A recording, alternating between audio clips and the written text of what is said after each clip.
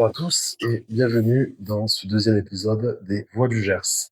Aujourd'hui, nous sommes accueillis par Yvan, présenté. Merci déjà de cette proposition, Gaël. Je suis donc Yvan Gapin.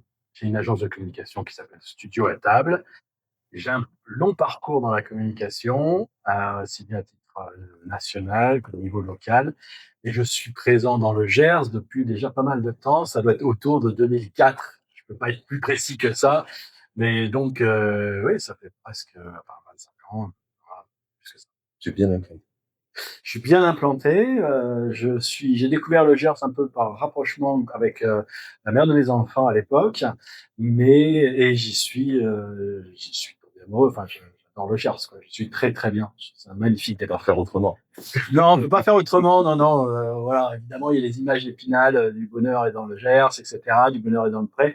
Mais c'est vrai qu'il y a encore, j'ai envie de dire, enfin, que le département colle à l'image, plus que l'image que le département. Je suis assez d'accord. Qu'est-ce que ce territoire t'a apporté? Du bien-être. Un bien-être personnel et professionnel, puisque quand je suis parti, d'abord j'étais à Toulouse et avant dans d'autres régions, quand je suis arrivé dans ce département rural, c'est de retrouver plus de sérénité individuelle, collective, professionnelle. C'était vraiment une volonté de ma part de m'éloigner de l'urbanité, du bruit, déjà de la pollution il y a 30 ans ou 25 ans, et de ce trop plein où finalement je trouvais qu'à chaque fois qu'on sortait de chez soi, il fallait payer. Et on pouvait rien faire quasiment sans que la monnaie c'est un coût. Ça m'embêtait. Moi qui adore la montagne aussi, qui adore effectivement les paysages, qui a le respect du vivant, qui essaye de l'avoir au maximum, j'avais envie de retrouver une plénitude où je pouvais accéder à l'ensemble du bonheur qui est juste à côté de nous par les chemins, par les lacs, par les gens, sans être obligé de dépenser de l'argent pour tout et n'importe quoi. Voilà, donc de retrouver un équilibre à ce niveau-là, c'était très important pour moi, et de professionnellement me retrouver, et de passer d'un monde un petit peu corporate à un monde où je retrouvais des gens, j'ai envie de dire normaux. J'avais besoin du contact avec la terre. Moi qui suis dans le monde digital depuis très longtemps et qui suis toujours passionné par mon monde, j'ai besoin de cet équilibre avec la terre que je retrouve ici, et ça fait un bien. Je fais une belle transition avec la deuxième question sur quelle est l'entité, enfin du moins, qu'est-ce qui définit ce territoire? Et ce que tu dis, c'est justement ce retour à l'essentiel un petit peu. Oui, le retour à l'essentiel. J'ai découvert plein de personnalités humaines et plein de collectifs intéressants, puisque moi j'ai été dans une coopérative pendant une quinzaine d'années, notamment, mais il y a associations, AMAP, etc. aussi, même des groupes d'entrepreneurs, l'initiative, quand je suis arrivé dans le Gers aussi, des solo pour les entrepreneurs, qui tentaient de faire venir justement des solo-entrepreneurs dans un département rural, fait partie des belles initiatives qui existe, qui a pu exister. Entre autres, il y en a plein. Ce que j'apprécie dans ce département, ce que j'ai l'impression en tout cas d'apprécier, c'est qu'il y a quand même une forme de solidarité qui n'est pas encore trop délaissée. C'est pas évident. Il y a beaucoup de contractions. Il y a malheureusement beaucoup de peur. C'est toujours étonnant de considérer que dans un département rural, il y a autant de gens qui puissent voter très, très clairement extrême droite, alors que la plupart ne sont pas vraiment confrontés à la réalité d'une ville ou d'un milieu extrêmement cosmopolite, ce qui les ferait très certainement changer d'avis d'ailleurs, mais bon, bouffé par certains médias. Voilà, moi je retrouve quand même un département sur lequel il y a quand même une force solidaire qui est présente, pas suffisamment présente à mon goût, et je pense que s'il y avait un axe différenciant à développer dans notre département, ça serait de continuer à ce que les différentes, j'ai envie de dire, les différentes tribus publiques, entrepreneurs, âgés, pas âgés, jeunes, plus ou moins urbains, très ruraux, bref, que tous ces gens-là continuent vraiment à se parler, et que collectivement ils mettent en place des choses, parce que à quoi ça sert de faire, on veut dire, État, à quoi ça sert de faire département, d'être ensemble, de faire collectif, si ce n'est pour aider des personnes qui ont le besoin de plus d'être aidées. ce qui est naturel à notre famille, ce qui est naturel pour nous de dire, OK, dans notre famille, on a quelqu'un qui est malade, hein, on va l'aider. Pourquoi ça ne l'est pas à l'échelle d'un département, notamment, ou pas assez? Donc au contraire, ces gens-là qui sont dans la misère, qui sont isolés pour différentes raisons, on les laisse. Ça, c'est quelque chose qui me révolte pas mal. Et je pense qu'il y a beaucoup de choses encore à faire et à améliorer là-dessus. Voilà. Ouais, c'est sûr que là-dessus, il y a du travail, tu évoques des vrais sujets, des vraies problématiques en fait, qu'on a ici. Et pour le coup, tu fais encore une super transition pour la troisième question. Qu'est-ce qui justement a justifié des blocages parfois, que ce soit vis-à-vis de ta profession, de ton installation, du côté social avec les personnalités du Gers? C'est une bonne question. Alors, ce qui me vient à l'idée, là, à brûle pour point, j'ai envie de dire, c'est que à partir du moment où on s'installe dans un département rural ou en tant que professionnel, où on fait le choix finalement de cette ruralité, de devenir finalement ce qu'on considère, à tort ou à raison, comme un petit acteur, on a tendance à perdre un peu le fil de sa clientèle qu'on pouvait avoir plus avant, qui était une clientèle plus importante. Ça demande une adaptation à une clientèle locale aussi, qui n'a pas du tout les mêmes moyens, et c'est normal, c'est comme ça.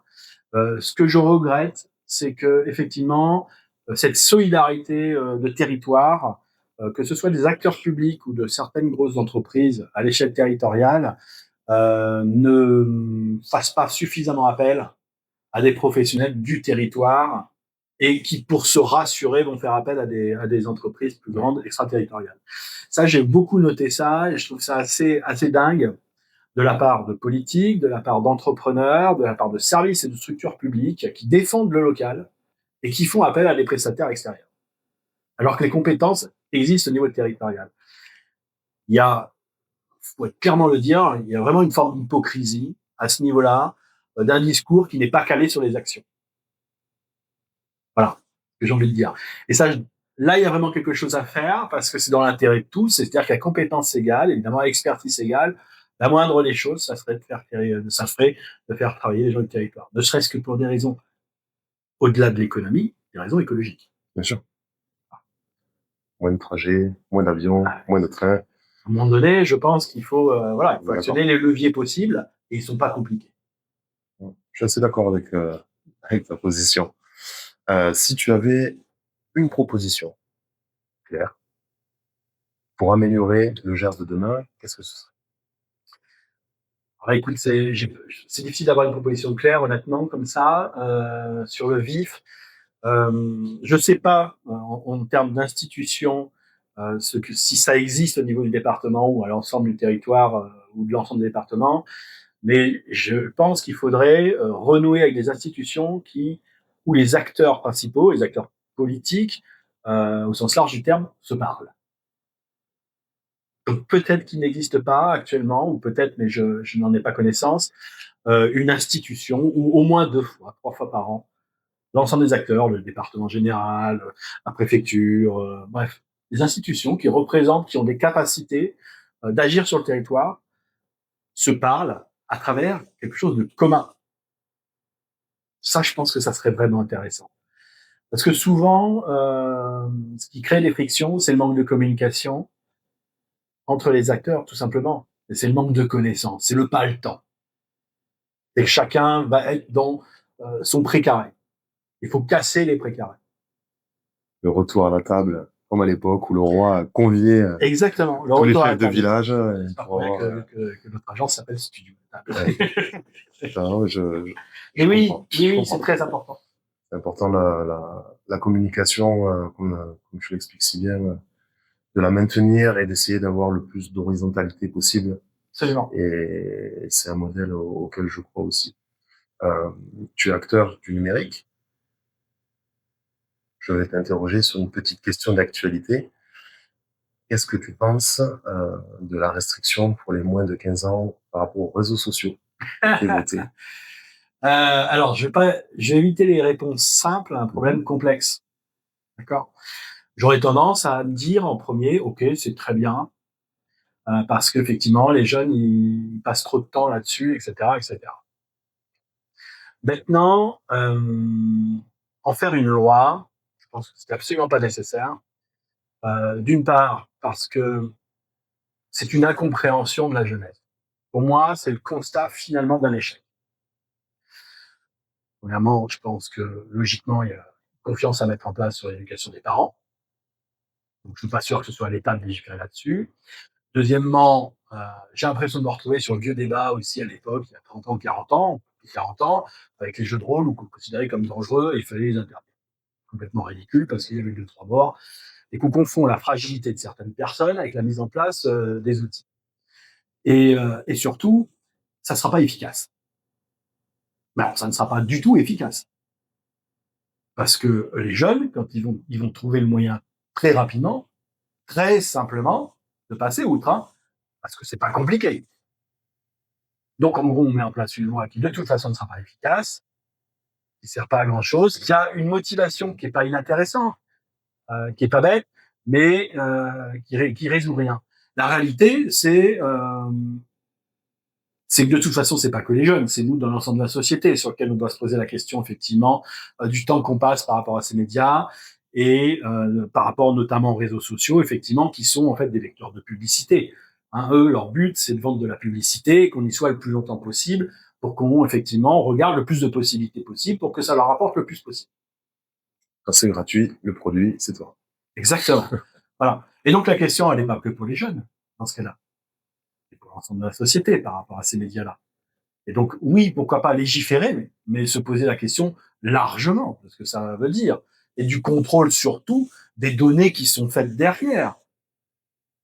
Parce que même sur la mise en place de cette interdiction, sur le contrôle des données qui vont être mis en place par rapport à cette loi, c'est absolument pas clair. Mais qui va gérer ça? Tout. Voilà, c'est tout ce que j'ai à dire là-dessus. C'était très bien. C'était très bien. En tout cas, Yvan, merci beaucoup pour ce moment partagé. J'espère que cela vous a plu aussi. Si vous aimez, likez, commentez pour faire évoluer les vidéos. Et on se retrouve très bientôt sur l'épisode 3. Allez, à bientôt.